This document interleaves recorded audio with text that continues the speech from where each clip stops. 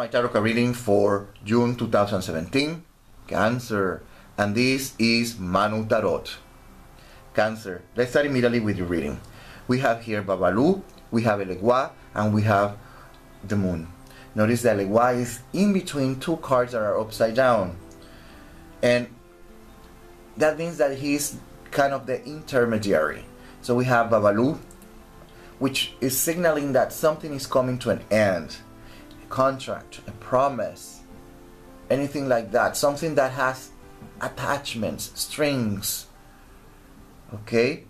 And the word that the tarot cards are putting it is letting us know what is happening is that it seems that this attachment has been a little bit painful for you, has brought you a lot of headaches. So Legua is technically facilitating the end of it, okay? And we can tell that is what's happening because we have here the 8 of coins or pentacles. So it's talking about insatisfaction and isolation. In other words, you are not happy, you have been isolating yourself, and you can do it physically, you can do it emotionally, or psychologically speaking. There are many different ways. You can be with 100 million people and you might be isolating yourself.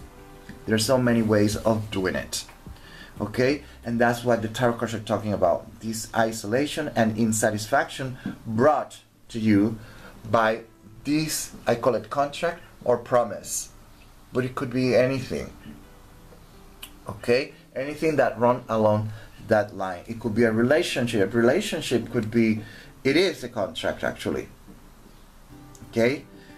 And what we have is that, and then we have the 2 of swords that is letting us know how you have reacted or how you're going to react, and it's by enabling defense mechanisms.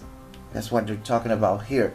You are on the defensive mode and you are enacting some defensive mechanisms. I don't know how familiarized you are with this, but there are 4 levels of defense mechanisms, and you're going to use one of those levels to protect yourself, okay? That's what the tarot cards are saying. What they're saying is that you are like struggling, trying to keep everything, to keep yourself afloat, to keep everything under control. You are struggling, you're fighting, you are trying to thrive, okay? That's what the tarot cards are talking about, okay? And then here we have the Sun, Moon, Pluto, Leo, Venus, Taurus, and then we have here Venus, and then we have coins and coins, pentacles. So it's a big, strong emphasis. We can see Pluto also as a contract.